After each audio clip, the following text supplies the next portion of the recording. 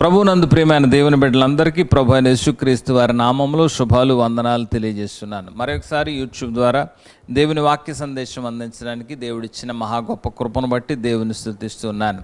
ఈరోజు ప్రియ సహోదరి సహోదరులందరికీ దేవుని శుభవర్తమానంలో దేవుని రాజ్యము, గాడ్స్ కింగ్డమ్, దేవుని రాజ్యము అనే అంశాన్ని గురించి ధ్యానించాలని ఆశపడుతున్నాను. దేవుని రాజ్యము ఎక్కడ ఉన్నది, దేవుని రాజ్యం ఏ విధంగా ఆవిర్భవించింది లేదా ఆవిర్భవించబోతుంది, దేవుని రాజ్యంలో మనం ఏ రీతిగా ఉండబోతూ ఉన్నాం, నివసిస్తూ ఉన్నాం అనే అంశాలను గురించి ధ్యానించాలని నేను భావిస్తున్నాను. మొట్టమొదటిగా లూకా సువార్త 17వ అధ్యాయం 21వ వచనం మనం చూసినప్పుడు, ఎందుకనగా యేసయ్య చెప్తున్నారు ఇక్కడ, ఇదిగో దేవుని రాజ్యము మీ మధ్యనే ఉన్నది, దేవుని రాజ్యము మీ మధ్యనే ఉన్నది. ఇక్కడ పరిసయ్యులు ప్రశ్నిస్తూ ఉన్నారు, దేవుని రాజ్యము ప్రత్యక్షముగా ఎప్పుడు వచ్చును, దేవుని రాజ్యం ఎప్పుడు వచ్చునని పరిసయ్యులు ప్రశ్నిస్తూ ఉంటే యేసయ్య చెప్పిన మాట ఏంటంటే, దేవుని రాజ్యము మీ మధ్యనే ఉంది, దేవుని రాజ్యము మీ మధ్యన ఉంది. The kingdom of God is within you. దేవుని రాజ్యము మీ మధ్యన ఉంది. You are not knowing that kingdom of God had already arrived. దేవుని రాజ్యము మీ మధ్యనే ఉన్నదని మీకు తెలియట్లేదు. ఈ మాటను బట్టి మనం చూసినప్పుడు దేవుని రాజ్యము మన మధ్యనే ఉన్నది అని యేసయ్య ధృవీకరిస్తున్నారు. అనగా యేసయ్య ఆయన ఉద్దేశంలో he is not speaking about earthly kingdom with geographical boundaries, నైసర్గిక స్వరూపంతో కూడినటువంటి సరిహద్దులతో కూడిన భౌగోళికమైనటువంటి రాజ్యము కాదు. దేవుని రాజ్యము ఆత్మీయ రాజ్యము. దేవుని రాజ్యము ఎప్పుడో వస్తుందని ఎదురు చూసేది కాదు. యేసయ్య ప్రత్యక్షతతో ఆయన ఈ లోకంలో జన్మించినప్పుడే ఆయన సెలవిచ్చారు, దేవుని రాజ్యము మీ మధ్యనే ఉన్నది. ఇది ఆత్మీయంగా అనుభవించవలసిన రాజ్యం. ప్రకటన గ్రంథం చివరి అధ్యాయం 20వ వచనంలో యేసయ్య రెండవ రాకడలో ప్రత్యక్షమై తిరిగి వచ్చినప్పుడు ఆయన రాజ్యము సంపూర్ణంగా ఆయన అధీనంలో ఉంటుంది. అప్పుడు ఈ ప్రపంచం అంతా కూడా కృతకృత్యములైనవన్నీ కూడా నశించిపోయిన తర్వాత, అంతము వచ్చిన తర్వాత, ఇదంతా కూడా లయమైపోయినప్పుడు సంపూర్ణమైన దేవుని రాజ్యాన్ని మనం చూస్తాం. ఇప్పుడు ఉన్నటువంటి ఆత్మీయ దైవరాజ్యం, ఇది ఆత్మీయంగా అనుభవించవలసినటువంటి దైవరాజ్యం. ఆ రాజ్యంలో దేవుడు మనల్ని ఉంచి ఉన్నాడు. పరిశీలారా, దేవుని రాజ్యము మీ మధ్యనే ఉన్నది. యేసయ్య పుట్టుకతోనే దేవుని రాజ్యము అవతరించింది అని వారితో మాట్లాడుతూ ఉన్నారు యేసుక్రీస్తు ప్రభువారు. యోహాను సువార్త 18వ అధ్యాయం 36వ వచనం మనం చూసినప్పుడు యేసుక్రీస్తు ప్రభువారు పిలాతుకు ఆయన తన వివరణ ఇస్తూ ఆ ప్రాసిక్యూషన్లో ఆయన చెప్తూ ఉన్నారు.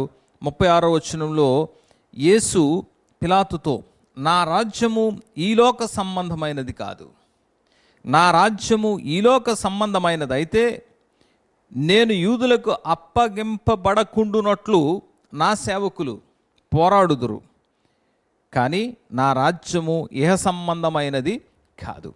Not of this world, my kingdom is not of this world.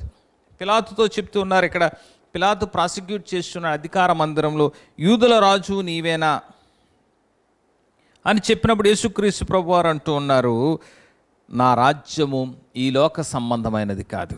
My kingdom is not of this world. ఈ రోమన్ గవర్నర్ పిలాతు ఇక్కడ యేసుక్రీస్తు ప్రభువారు ఈ రోమా అధికారానికి యూదుల పక్షాన తిరగబడి ఒక రెబల్ గవర్నమెంట్ లేదా రెబల్ కింగ్డమ్ స్టార్ట్ చేస్తారా అని చెప్పినప్పుడు యేసయ్య అంటున్నారు, my kingdom is not of this world, my kingdom is spiritual Kingdom. నేను మెస్సియాని, నేను రక్షకుణ్ణి, ఆత్మీయమైనటువంటి రక్షకుణ్ణి. నా రాజ్యము ఈలోక సంబంధమైందైతే మీరు నన్ను అరెస్ట్ చేయడానికి, ప్రాసిక్యూట్ చేయడానికి, సిలువ వేసి చంపడానికి మీరు ప్రయత్నిస్తున్నప్పుడు నా మనుష్యులు, అనగా నా శిష్యులు లేదా నా సేవకులు, నా అనుచరులు మీతో పోరాడి నన్ను విడిపించడానికి ప్రయత్నం చేసేవారు, కానీ నా రాజ్యము ఇహలోక సంబంధమైనటువంటి రాజ్యం కాదు. రోమాపత్రిక 14వ అధ్యాయం 17వ వచనంలో అక్కడ అపోస్తలుడైనటువంటి పౌలు మాట్లాడుతూ దేవుని రాజ్యాన్ని గూర్చి ఆయన చెప్పిన మాట ఏంటంటే, దేవుని రాజ్యము భోజనమును పానమును కాదు, కానీ నీతియు సమాధానమును పరిశుద్ధాత్మ యందలి ఆనందమునై ఉన్నది. దేవుని రాజ్యము భోజనము పానము కాదు, నాట్ మీట్ అండ్ డ్రింక్, తినడం తాగడం శారీరకమైనటువంటివి. దేవుని రాజ్యము శారీర సంబంధమైనది కాదు, కానీ నీతి, రైచియస్నెస్, సమాధానం అనగా పీస్, పరిశుద్ధాత్మ యందలి ఆనందం అనగా జాయ్ ఇన్ హోలీ స్పిరిట్, పరిశుద్ధాత్మ యందలి ఆనందమునై ఉన్నది. అపోస్తలుడైన పౌలు రోమీయులకు రాస్తూ ఈ దేవుని రాజ్యాన్ని గూర్చినటువంటి నిర్వచనాలను మన ఎదుట ఉంచారు. సో దేవుని రాజ్యము హెవెన్లీ బాడీస్, నిత్యత్వముతో మనం అనుభవించేది అని, ఇది భోజనము పానం సంబంధించింది కాదు, నీతి, సమాధానం, పరిశుద్ధాత్మ యందలి ఆనందంతో కూడినదని అపోస్తలుడైన పౌలు నిర్వచిస్తున్నాడు. ప్రియ దేవుని బిడ్డలారా, ఈ దేవుని రాజ్యంలో మనం ప్రవేశించి నిత్యము నివసించడానికి, ఇప్పుడు శరీరులుగా, తర్వాత స్పిరిచువల్ బాడీస్గా, ఆత్మీయమైనటువంటి మహిమ శరీరాలతో నివసించడానికి కావలసినటువంటి అర్హతలు ఏంటి అని ఈరోజు నేను ధ్యానించాలని ఆశపడుతూ ఉన్నాను. మొదటిగా మత్తయి సువార్త 5వ అధ్యాయం 3వ వచనంలో దేవుని రాజ్యంలో ప్రవేశించడానికి అర్హత, యోగ్యత ఏంటంటే, ఆత్మవిశ్యులమై దీనులైన వారు ధన్యులు, పరలోక రాజ్యం లేదా దేవుని రాజ్యము వారిది. This is the kingdom who are poor in spirit. ఆత్మవిశ్యమై దీనులైనటువంటి వారు, దీనత్వం, ధన్యత అనగా బ్లెస్డ్ అని ఉంటుంది ఇంగ్లీష్లో. బ్లెస్డ్ అంటే it's a feeling more than happiness, సంతోషము ఆనందము కంటే గొప్పది. బహుశా it's related to eternal joy, నిత్యత్వంతో కూడినటువంటి ఆనందం. ఈ దైవరాజ్యము లేదా పరలోక రాజ్యము ఎవరిది, ఎవరికి యోగ్యత ఇచ్చాడు దేవుడు అంటే, ఆత్మవిశ్యమైనటువంటి దీనత్వం. God's kingdom is for humble in spirit. ఎందుకంటే ధనము, అధికారము, అథారిటీ, స్వార్థము, గర్వము, అధికార కాంక్ష, ఇవన్నీ కూడా ఈ లోకంలో మనం చూస్తూ ఉంటాం. ఇవి దైవరాజ్యానికి యోగ్యత, అర్హతలు కాదు. దైవరాజ్య ధన్యత అనేది హ్యాపీనెస్, జాయ్ కంటే కూడా గొప్పది.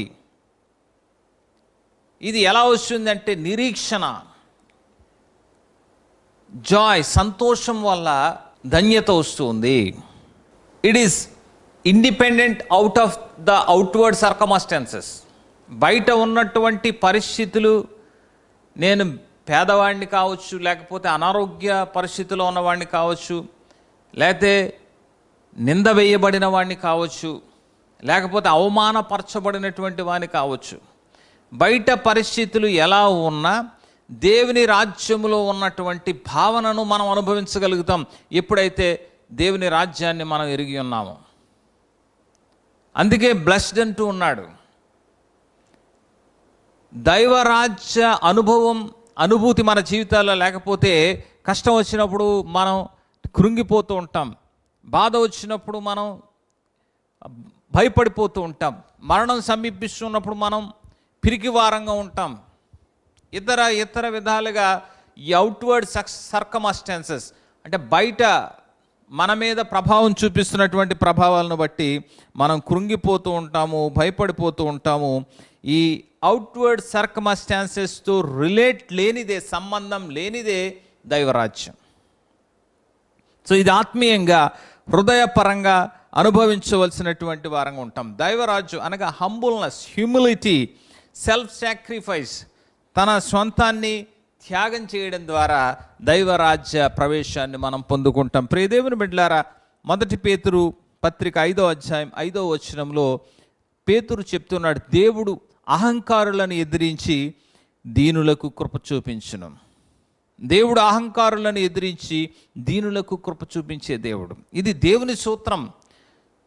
సో గర్విష్ఠులను లేదా అధికార కాంక్షతో లేదా స్వార్థంతో లేదా గర్వంతో నివసించేవారు దైవరాజ్యంలో ప్రవేశించలేరు. దేవుని రాజ్యంలో ప్రవేశించినటువంటి ఆ భక్తుడైనటువంటి పాత నిబంధన కాలపు భక్తులు యాకోబు కానీ దావీదు అంటాడు, ఇంతగా హెచ్చించుటకు నేను ఎంతటి వాడిన తండ్రి. సొలొమోను అంటాడు, తనను దేవుడు ఆశీర్వదించిన విధానాన్ని దేవుని సన్నిధిలో జ్ఞాపకం చేసుకుంటూ ఉంటాడు. బాప్తిస్మిచ్చి యోహాను చూస్తుంటే హి వాజ్ ఎ సింపుల్ మ్యాన్. చాలా దీనత్వముతో దీనులైనటువంటి మీరు ధన్యులు. ప్రియదేవుని బిడ్డలారా, రోమా శతాధిపతి సెంచురియన్ అంటాడు,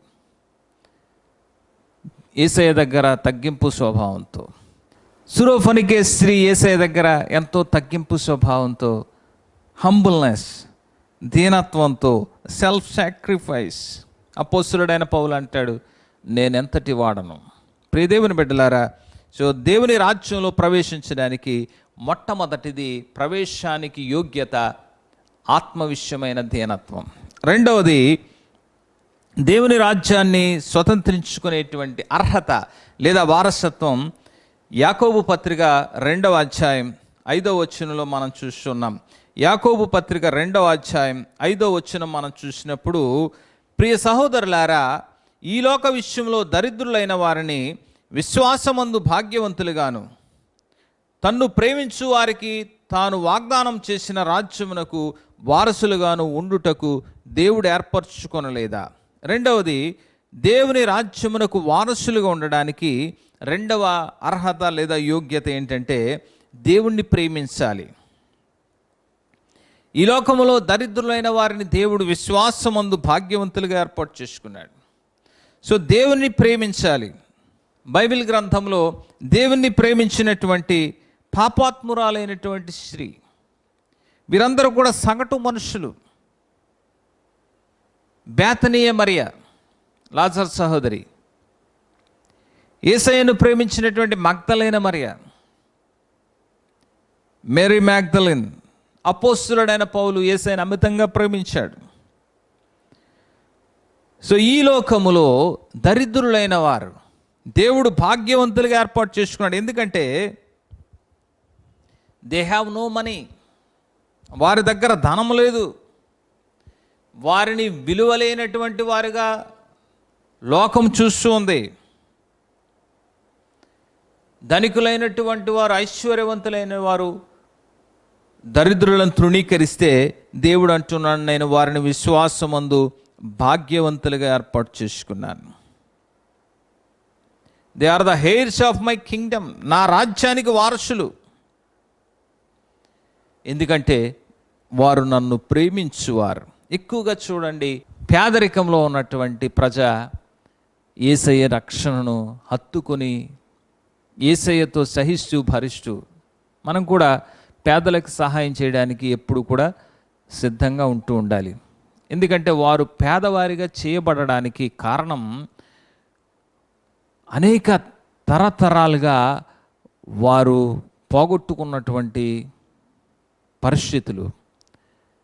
కొందరు ధనవంతులుగా మారడానికి, కొందరు పేదలుగా సమిధలుగా మారుతూ వారు ఎన్నో పోగొట్టుకున్నారు.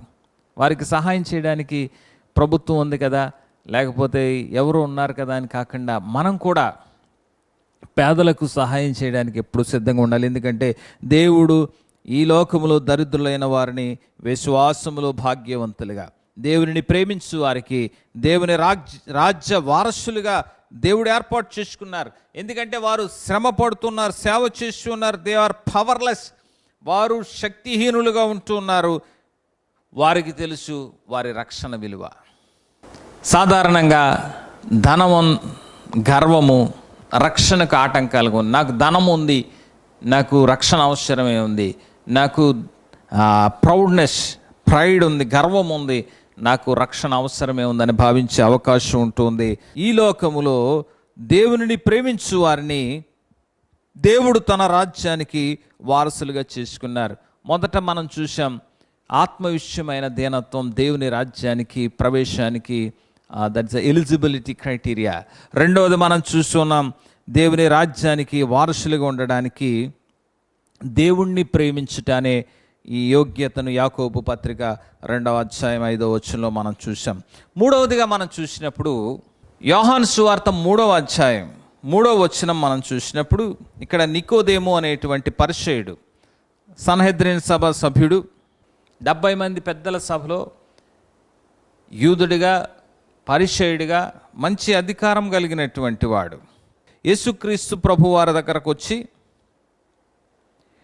ఆయన సంభాషిస్తున్నాడు. రాత్రి వేళ పగలొస్తే తనకున్న పలుకుబడి, తనకున్న పరిచయుల తత్వాన్ని బట్టి భయం ఉన్నప్పటికీ యేసు బోధల పట్ల ఆకర్షితుడై, యేసయ్య పరిచర్య పట్ల ఆకర్షితుడై ఎవరినో పంపించి కబురు పెట్టకుండా తనే సొంతంగా వచ్చాడు. ఆయన వచ్చి యేసయ్యతో సంభాషిస్తూ ఉన్నప్పుడు యోహాను సువార్త 3వ అధ్యాయం 3వ వచనంలో యేసు అంటున్నాడు, ఒక్కడు క్రొత్తగా జన్మించితేనే కానీ అతడు దేవుని రాజ్యమును చూడలేడు లేదా ప్రవేశించలేడని నీతో నిశ్చయముగా చెప్తున్నాను. ఇప్పుడు కొత్తగా జన్మించాలి. 3వ దైవ రాజ్య ప్రవేశ అర్హత ఏంటంటే బాప్తిస్మం. ఒకడు కొత్తగా జన్మించాలి. రిపెంటెన్స్ అండ్ రీబర్త్, తిరిగి జన్మించాలి. అతను అడుగుతాడు, ఏ విధంగా మరలా జన్మిస్తాడంటే యేసయ్య అంటూ ఉన్నాడు 5వ వచనంలో, ఒకడు నీటి మూలముగాను ఆత్మ మూలముగాను జన్మించాలి. దేవుని రాజ్యంలో ప్రవేశించాలంటే నీటి మూలముగాను ఆత్మ మూలముగా, అనగా ఇమ్మర్షన్ ద్వారా తండ్రి కుమార పరిశుద్ధాత్మ నామం పేరిట అతడు బాప్తిస్మం పొందవలసి ఉంది. రెండవది ఆత్మ వానిలో ప్రవేశించాలి, వానిలో పశ్చాత్తాపం కలగాలి, వానిలో మారు మనస్సు అనుభవం కలగాలి. వాడు ఈ లోక సంబంధం నుంచి దైవరాజ్య సంబంధికుడిగా మారాలి. భోజనము పానము నుంచి అతడు నీతి, సమాధానం, పరిశుద్ధాత్మ యందలి ఆనందంలోనికి మారవలసి ఉన్నది. జీవగ్రంథంలో అనేక మంది బాప్తిస్మం పొందినటువంటి అనుభవాన్ని మనం చూస్తాం. పెంతెకొస్తు అక్కడ ఉన్నటువంటి విశ్వాసులు, అలాగే ఐథియోపియుడైనటువంటి నపుంసకుడు బాప్తిస్మం పొందినట్లుగా మనం చూస్తున్నాం. సౌలు పౌలుగా మారి అతడు బాప్తిస్మం పొందాడు. లూదియా, అలాగే ఫిలిప్పి జైలు అధికారి, ఫిలిప్పీయుడైనటువంటి జైలు అధికారి, అలాగే కొరింథీలో ఉన్నటువంటి విశ్వాసులు, అనేక మంది బాప్తిస్మం పొందిన అనుభవాన్ని చూస్తున్నాం. సో 3వ అర్హత దైవరాజ్య ప్రవేశానికి బాప్తిస్మై ఉన్నది. 4వది చెప్తున్నాను, మత్తయి సువార్త 25వ అధ్యాయం 32వ వచనం మనం చూసినప్పుడు, అప్పుడు సమస్త జనములు ఆయన ఎదుట పోగు చేయబడుదురు, గొల్లవాడు మేకలలో నుంచి గొర్రెలను వేరుపరచినట్లు ఆయన వారిని వేరుపరచి తన కుడివైపున గొర్రెలు తమ ఎడమ వైపున మేకలను నిలువబెట్టును. అప్పుడు రాజు తన కుడివైపున ఉన్న వారిని చూసి, నా తండ్రి చేత ఆశీర్వదించబడిన వారలారా రండి, లోకం పుట్టినది మొదలుకొని మీ కొరకు సిద్ధపరచబడిన రాజ్యమును స్వతంత్రించుకొనుడి. సో దేవుని రాజ్యాన్ని స్వతంత్రించుకొనడానికి 4వ అంశం ఏంటంటే సింపథెటిక్ సర్వీస్, జాలితో కూడినటువంటి సేవ. మత్తయి సువార్త 25వ అధ్యాయంలో ఈ భాగంలో, ఈ ఉపమానంలో యేసుక్రీస్తు ప్రభువారు మహిమతో కూడి తిరిగి వచ్చినప్పుడు ఒక షెపర్డ్, ఒక మందల కాపరి తన గొర్రెలను మేకలను వేరు చేసినట్లుగా జనులను వేరు చేస్తాడు. అప్పటిదాకా అవన్నీ కూడా కలిసి గ్రేజింగ్ చేసి మేత మేసినటువంటి గొర్రె మేకల మందలు, గొర్రెలను తన కుడివైపున, మేకలను తన ఎడమ వైపున నిలవబెట్టి, కుడివైపున ఉన్నటువంటి గొర్రెలను చూసి, నా తండ్రి చేత సిద్ధపరచబడినటువంటి దేవుని రాజ్యాన్ని మీరు స్వతంత్రించుకోండి, భూమి పుట్టినది కంటే ముందే ఈ రాజ్యము మీ కొరకు సిద్ధపరచబడి ఉన్నది. So sympathetic service. వారు ఏం చేశారు, ఎందుకు వారిని దైవరాజ్యానికి యోగ్యులుగా, ప్రవేశానికి అర్హులుగా యేసుక్రీస్తు ప్రభువారు మనుష్య కుమారుడు తిరిగి వచ్చినప్పుడు వారిని ఎందుకు యోగ్యులుగా ఆయన గుర్తించాడు అంటే ఫర్ దేర్ సర్వీస్. ఆయన అంటాడు, నేను ఆకలిగొంటిని, మీరు నాకు భోజనం పెట్టారు, నేను దప్పిగొంటిని, మీరు నాకు దాహం ఇచ్చారు, నేను పరదేశిగా ఉంటిని, మీరు నన్ను చేర్చుకున్నారు, నేను దిగంబరిగా ఉంటిని, మీరు నాకు బట్టలు ఇచ్చితిరి, నేను రోగినై ఉంటిని, మీరు పరామర్శించవచ్చితిరి. నేను చెరసాలలో ఉంటిని, మీరు నా యొద్దకు వచ్చితిరి. వీళ్ళు అంటారన్నమాట, ఎప్పుడు వచ్చాను తండ్రి, ఎప్పుడు మేము నీ దగ్గరకు వచ్చాం, నీకు ఎప్పుడు ఆకలిగా ఉంటే మాంసం పెట్టాం, నీకు ఎప్పుడు దాహంగా ఉంటే దప్పిగా ఇచ్చాం, నీకెప్పుడు పరదేశిగా ఉంటే నిన్ను మేమెప్పుడు చేర్చుకొని ఉన్నాం, నువ్వెప్పుడు దిగంబరిగా ఉంటే మేమెప్పుడు బట్టలు ఇచ్చాం, నీవెప్పుడు అస్వస్థుడు అయి ఉంటే మేమెప్పుడు నిన్ను దర్శించి పరామర్శించాం, నీవెప్పుడు చెరసాలలో ఉంటే మేమెప్పుడు నిన్ను దర్శించాం. ఇవన్నీ కూడా వారు ప్రశ్నిస్తున్నారు. నీవెప్పుడు తండ్రి అంటే ఆయన అంట, మిక్కిలి అల్పులైన ఈ నా సహోదరులలో ఒకరికి మీరు చేసితిరి గనుక మీరు నిశ్చయముగా నాకు చేసితిరి. ఒక పేదవానికి మీరు చేస్తే మీరు నాకు చేసినట్లే. నా సేవా పరిచర్యలో అనేక మంది పేదల కార్యక్రమాలు ఏదైనా చేస్తూ ఉన్నప్పుడు వారు దాతృత్వంగా ముందుకు వచ్చి కానుకలిస్తూ ఉంటారు. ఈ కరోనా మొదటి వేవ్లో నేను కొన్ని వందల కుటుంబాలకు సహాయం చేయాలి అని చెప్పినప్పుడు పేదల సహాయార్థం ముందుకు వస్తూ ఉంటారు. ఈ కరోనా ఇప్పుడు సెకండ్ వేవ్లో త్వరలో నేను చేయబోతూ ఉన్నటువంటి ఆ రిలీఫ్ సర్వీస్కి ఏదైనా చేయాలన్నప్పుడు కొందరు పేదలు ముందుకు వస్తూ ఉంటారు. ఎందుకంటే that is the part of God's kingdom. దేవుని రాజ్యంలో అది ఒక భాగమై ఉన్నది. దేవుని రాజ్యానికి అది ఒక యోగ్యత, అర్హత అయి ఉన్నది. దేవుడు తన రాజ్యంలో చేర్చుకోవడానికి ఈ సింపథెటిక్ సర్వీస్ చేసినటువంటి వారిని తన కుడివైపున పెట్టి మీరందరూ నిత్య జీవంలో ప్రవేశిస్తారు దేవుని రాజ్యంలో. ఎందుకంటే మీరు పేదల అక్కర్లు తీర్చారు. They are suffering with deep needs. ఆ పేదలు ఎన్నో లోతైనటువంటి అవసరతలతో బాధపడుతూ ఉన్నారు. మీకు నేను ఉచితంగా ఇచ్చాను, freely I have given to you. మీరు వారికంటే గొప్పవారని, యోగ్యులని కాదు, నేను మీకు ఇచ్చి ఉన్నాను. So Jesus demands personal involvement. Yesayya వ్యక్తిగతమైనటువంటి దాతృత్వమైనటువంటి పేదల పరిచర్యను ఆయన రాజ్యానికి అర్హతగా ఉంచుకొని ఉన్నారు. ప్రియ దేవుని బిడ్డలారా, ఐదవది, దేవుని రాజ్యంలో ఐదవ అంశం ఏంటంటే అప్పొస్తలుల కార్యాలు 14వ అధ్యాయం 22వ వచనం. శిష్యుల మనస్సులను దృఢపరచి విశ్వాసమందు నిలకడగా ఉండవలెనని అనేక శ్రమలను అనుభవించి మనము దేవుని రాజ్యంలో ప్రవేశించవలెనని వారిని హెచ్చరించిరి. ఐదవది endurance. Through much tribulation we enter into the kingdom of God. అనేక శ్రమలను అనుభవించి మనము దేవుని రాజ్యములో ప్రవేశించవలెను. సో దేవుని రాజ్యంలో ప్రవేశించడానికి శ్రమలు తప్పవు. అది రక్షణ తీసుకున్నప్పుడు, బాప్తిస్మం పొందినప్పుడు, ఆత్మీయ జీవితాన్ని ఆరంభించినప్పుడు, విశ్వాస జీవిత యాత్రలో శ్రమలు మనల్ని నలుగగొడుతూ ఉంటాయి. అనుకున్నవి జరగనప్పుడు, ఆర్థిక ఇబ్బందులు పడుతున్నప్పుడు, అస్వస్థతలు వచ్చినప్పుడు, ప్రమాదాలు సంభవిస్తున్నప్పుడు, దగ్గర వారు మరణిస్తూ ఉన్నప్పుడు, ఉద్యోగ అవకాశాలు పోగొట్టుకున్నప్పుడు, పరీక్షల్లో అపజయాలు ఎదుర్కొంటూ ఉన్నప్పుడు, నిందలు అవమానాలు మన మీద చేయని తప్పులకు పడుతూ ఉన్నప్పుడు, అది దేవుని రాజ్యం కోసం వెళ్ళినప్పుడు, అది మంచితనం కోసం వెళ్ళినప్పుడు, అది మేలైనది చేస్తూ ఉన్నా ప్రజలు హింసిస్తూ ఆక్షేపిస్తూ ఉన్నా, హింస అనుభవించి, శ్రమలను అనుభవించి దేవుని రాజ్యంలో ప్రవేశించాలి. ఇక్కడ లుస్త్రా, దెర్బే, ఈకొనియా అనేటువంటి ఈ ప్రాంతాల్లో వీరు పౌలు, బర్నబా పరిచర్య చేస్తుంటే వారిని అక్కడ చాలా హింసించి రాళ్ళు రువ్వి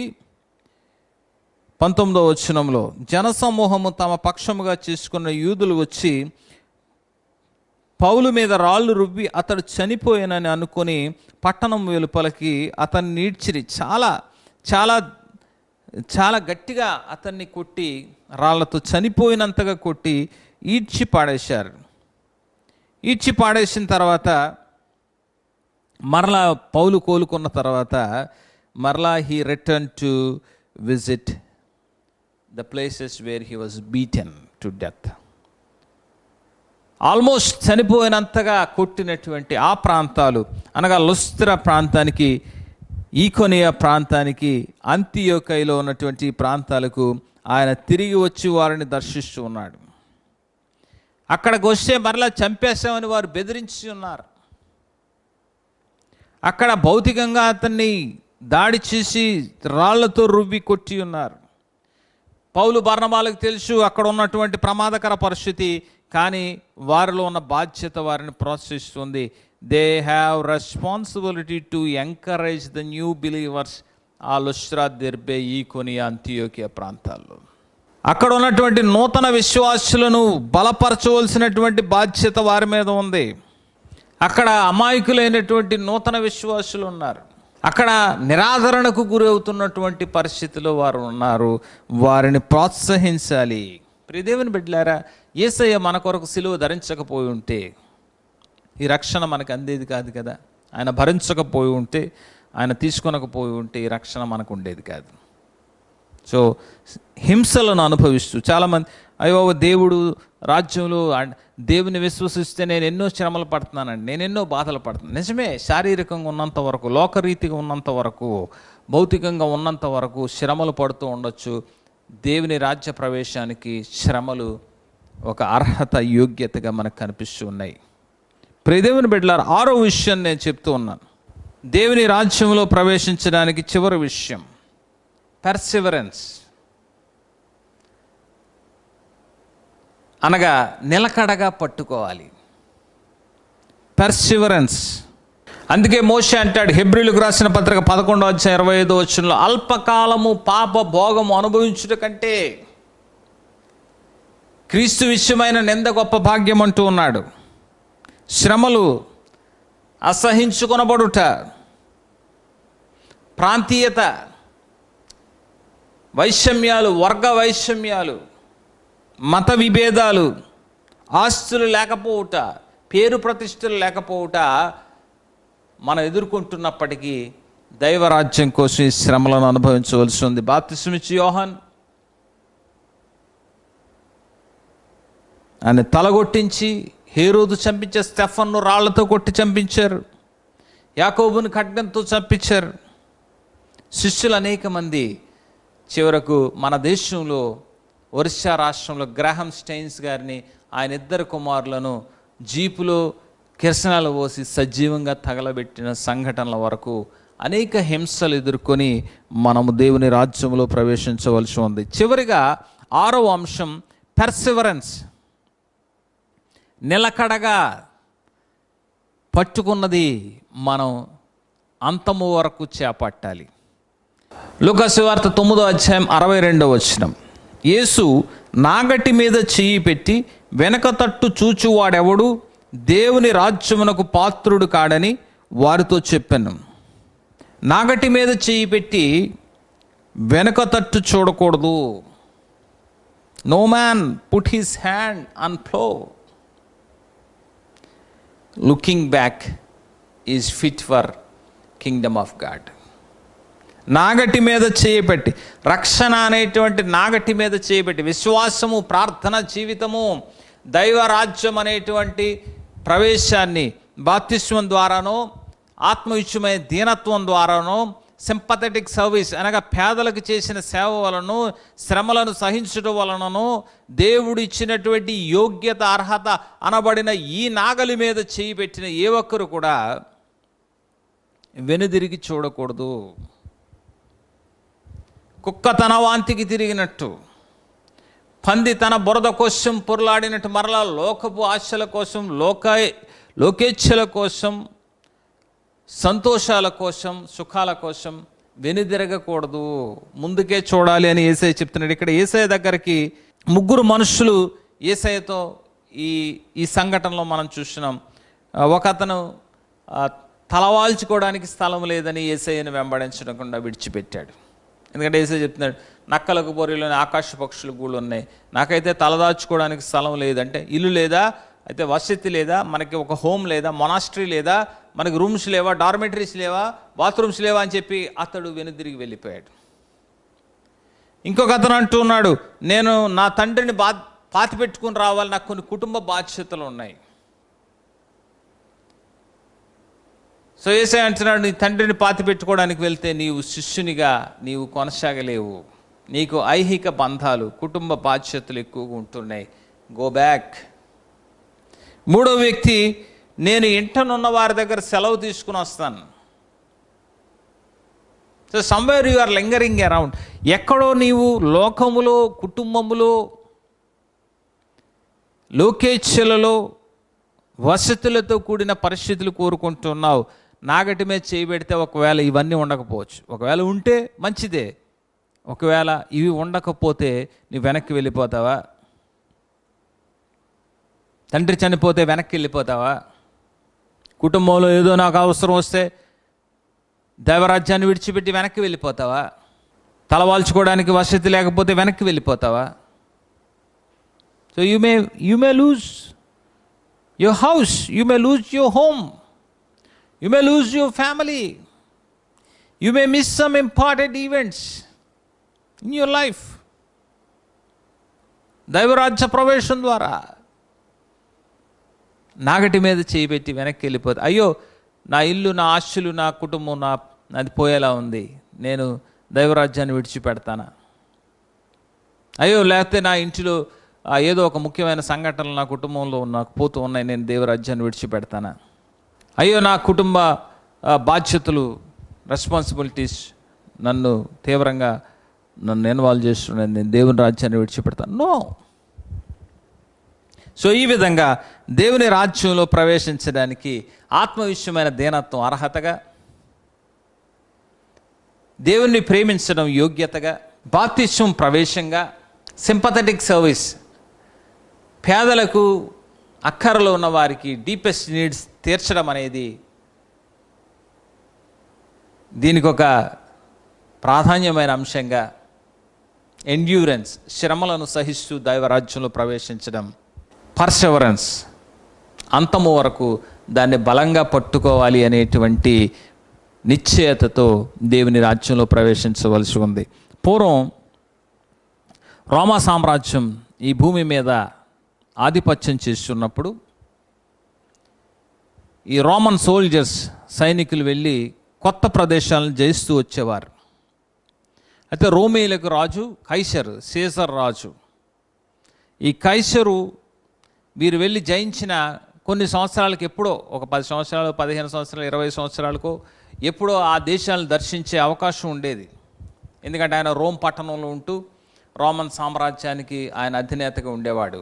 అప్పుడున్న ప్రయాణ వసతిని బట్టి చాలా సమయం పడుతూ ఉండేది వారు జయించిన దేశాలను దర్శించడానికి. ఆయన ఎప్పుడో వస్తారు. కానీ ఎప్పుడైతే రోమా సైన్యం ఒక పట్టణాన్ని, కొత్త ప్రాంతాన్ని జయించారో, అక్కడ ఆ ప్రాంతాన్ని వెంటనే అక్కడ ఉన్నటువంటి టెంపుల్స్, దేవాలయాలు, గుళ్ళను, స్ట్రక్చర్స్ మార్చేసేవారు రోమా సంస్కృతికి అనుగుణంగా. అక్కడ ఉన్న భవనాలను రోమా సంస్కృతికి అనుగుణంగా కట్టడం ప్రారంభించి మొదలుపెట్టేవారు. అక్కడ కైసర్ ఆరాధన చేయడం అక్కడ ఉన్న ప్రజలకు నేర్పించేవారు. కైసర్ ఆరాధన చేయడం, అలాగే రోమా లాంగ్వేజ్, రోమా ఎడ్యుకేషన్ అక్కడ ఉన్న పిల్లలకి, అక్కడ ఉన్న యవనస్తులకు నేర్పించేవారు. ఆర్ట్స్ అండ్ కల్చర్, రోమా కళలు, రోమా సంస్కృతి అక్కడ ఉన్న ప్రజలందరికీ కూడా నేర్పించేవారు. అంతా కూడా అక్కడ బాత్రూమ్స్, పబ్లిక్ బాత్రూమ్స్ కానీ ఇతర సిస్టమ్స్ అంతా కూడా, రోడ్స్, అట్మాస్ఫియర్, చెట్లు, ప్రాంతం అంతా కూడా రోమా సంస్కృతికి అనుగుణంగా మార్చేవారు. ఇవన్నీ ఎందుకు వారు చేసేవారంటే, they use to turn the new cities like Rome.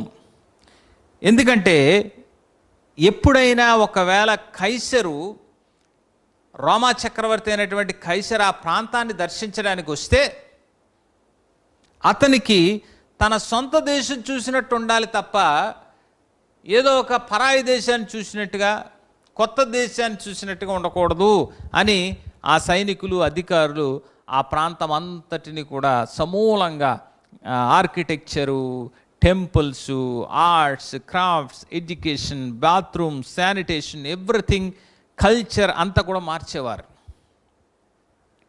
ఎందుకంటే రోమ చక్రవర్తి వచ్చినప్పుడు he should feel native, he should feel local, తన సొంత దేశం చూసినట్టుగా ఉండాలి. ఎందుకు ఈ అంశాన్ని చెప్తున్నానంటే, ప్రియ సహోదరి సహోదరులారా, మన జీవితాలు, మన కుటుంబాలు, మన సంఘాలు యేసయ్య తన రాజ్యంతో తిరిగి వచ్చి మనల్ని దర్శించినప్పుడు ఆయనకు సొంత రాజ్యంలో ఉన్న తన ప్రజలను చూసినట్లుగా ఉండాలి. తన దైవరాజ్యాన్ని ఆయన భూమి మీద స్థాపించినటువంటి 2000 సంవత్సరాల క్రితం ఆయన జన్మతో, ఆయన పుట్టుకతో ప్రారంభించబడినటువంటి దైవరాజ్య మనుషులు, నా ప్రజలు, నా బిడ్డలు, నా కుటుంబాలు, నా సంఘాలు ఈ భూమి మీద నివసిస్తూ ఉన్నారు. ఈ లోకానుసారంగా వీరు కలిసిపోకుండా, ఈ పద్ధతుల ప్రకారంగా వీరు కలిసిపోకుండా, వీరు ఆత్మ విషయమై దీనత్వంతో దేవుని ప్రేమించువారిగా, నిత్య జీవానికి అర్హత కలిగినటువంటి బాప్తిస్మం పొందినటువంటి రక్షణ వీరులుగా, పేదలను ప్రేమించి హక్కున చేర్చుకునేటువంటి సేవకులుగా, శ్రమలను భరిస్తూ దేవుని రాజ్యంలో ప్రవేశించువారిగా, నాగలి మీద చేయబెట్టి వెనక్కి చూడనటువంటి వారిగా నా ప్రజలు ఈ భూమి మీద ఉన్నారు అని దేవుడు యేసయ్య తిరిగి వచ్చినప్పుడు కలుసుకుంటే ఎంత బాగుంటుంది. అట్టి రీతిగా జీవించడానికి మనం ఇష్టపడదాం. దైవరాజ్య వారసులుగా దైవరాజ్య ప్రవేశంలో మనం ముందుకు సాగుదాం. ప్రార్థన చేసుకుందాం. ప్రభువా పరిశుద్ధుడా, ఈరోజు మీరు సెలవు ఇచ్చినటువంటి మీ మాటలను బట్టి వందనాలు తండ్రి. మీరు మమ్మును నీ బిడ్డలుగా, దేవుని ప్రేమించువారుగా, మీ రాజ్య వారసులుగా ఏర్పాటు చేసుకున్నందుకు వందనాలు తండ్రి. మాలో ఆత్మవిషయమైన దీనత్వాన్ని తండ్రి, పేదలకు సేవ చేసేటువంటి సేవకులుగా, శ్రమలను సహించువారుగా తండ్రి, మరణము వరకు, అంతము వరకు నిత్య జీవార్థం నాగటి మీద చేయబెట్టి వెనక్కి చూడని బిడ్డలుగా, మీ రాజ్య పాలిభాగస్యులుగా, మీ రాజ్య వారసులుగా మమ్మను కొనసాగించి మమ్మల్ని కాపాడి నడిపించుమని, కరోనా సెకండ్ వేవ్ కానీ తండ్రి, మరి ఏ విధమైనటువంటి శోధన కానీ, మరణాలు కానీ తండ్రి, ప్రభా నష్టాలు కానీ, ఆర్థిక ఇబ్బందులు కానీ తండ్రి, కుటుంబంలో ఉన్నటువంటి అపజయాలు కానీ తండ్రి, నిందలు కానీ, అవమానాలు కానీ, ఏ ఒక్కటి తండ్రి మీ రాజ్యానికి మమ్మల్ని వేరు చేయలేక ఈ కాలం గడిచిన తర్వాత మేము అందరం మరల మీ సన్నిధిలో ఆనందంగా ఆరాధించుకునేటువంటి సమయాన్ని, భాగ్యాన్ని దయచిన వాక్యాన్ని వింటున్న ప్రతి సహోదరి సహోదరులు, ప్రతి కుటుంబాన్ని దీవించుమని యేసుక్రీస్తు వారి నామమున మీ రాజ్యంలో తనవిని పాలి భాగస్యులుగా అంతము వరకు నడిపించుమని ప్రార్థిస్తూ వీరందరినీ మీ పాదాల చెంత సమర్పిస్తూ ఉన్నాను తండ్రి. ఆమేన్. మన తండ్రి అయిన దేవుని యొక్క ప్రేమ, ప్రభువైన యేసుక్రీస్తు వారి కృప, పరిశుద్ధాత్మ అన్యోన్య సహవాసం ఇప్పుడు ఎల్లప్పుడూ సదాకాలం ఈ వాక్యాన్ని వింటున్నటువంటి వారందరికీ, మనందరికీ, దేవుని సహాయాన్ని కోరే ప్రతి ఒక్కరికి ఇప్పుడు ఎల్లప్పుడూ సదాకాలము తోడై ఉండునుగాక. ఆమేన్.